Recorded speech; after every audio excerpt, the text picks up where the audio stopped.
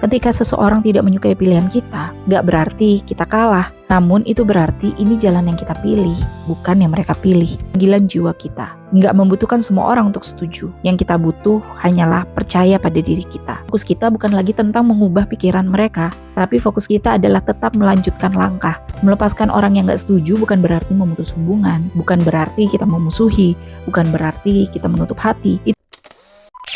Dalam hidup, kita nggak akan pernah bisa menghindari satu hal. Akan selalu ada orang yang tidak menyukai kita, nggak setuju dengan pilihan kita, atau nggak memahami arah yang sedang kita ambil. Dan ketika itu terjadi, seringkali ego kita bereaksi. Ego kita berkata, buktikan bahwa kamu benar. Paksa mereka mengerti. Yakinkan mereka sampai mereka menerima pilihanku. Seolah nilai diri kita itu bergantung sama persetujuan mereka. Seolah hidup kita itu berjalan sesuai dengan pandangan mereka. Padahal bukan itu inti dari permasalahannya. Dan bukan itu inti dari perjalanan kita. Ketika seseorang tidak menyukai pilihan kita, gak berarti kita kalah. Namun itu berarti ini jalan yang kita pilih, bukan yang mereka pilih. Dan itu gak apa-apa. Masalahnya bukan ada pada persetujuan mereka.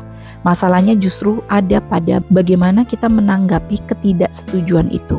Ego ingin diterima, ego ingin dipahami, ego ingin memastikan bahwa tidak ada yang melihat kita sebagai orang aneh, berbeda atau menyimpang dari jalur. Panggilan jiwa kita nggak membutuhkan semua orang untuk setuju. Yang kita butuh hanyalah percaya pada diri kita. Percaya pada pilihan kita. Saat kita berhenti memaksa orang lain untuk setuju, kita sedang memberi ruang untuk diri kita menjadi versi yang lebih dewasa, versi yang lebih tenang, versi yang hidup tidak dari validasi, tapi dari kesadaran.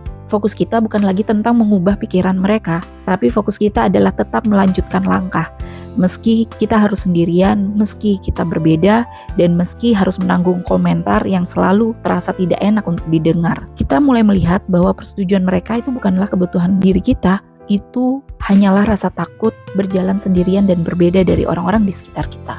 Kita mulai belajar bahwa sekalipun ada yang tidak suka, hidup tetap berjalan, pintu tetap masih bisa terbuka, kesempatan masih tetap bisa datang, dan takdir tetap bergerak sesuai dengan arah yang telah ditetapkan untuk kita.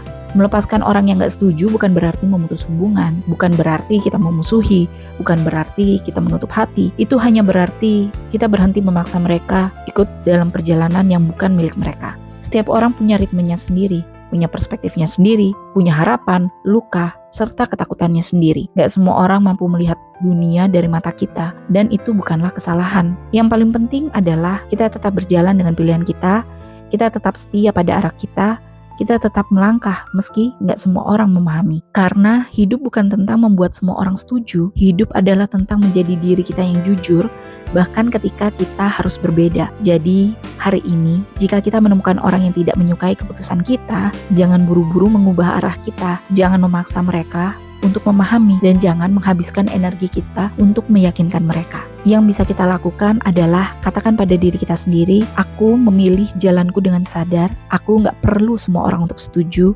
dan aku hanya perlu berani melanjutkan. Karena pada akhirnya, hidup yang kita jalani adalah milik kita, bukan milik mereka.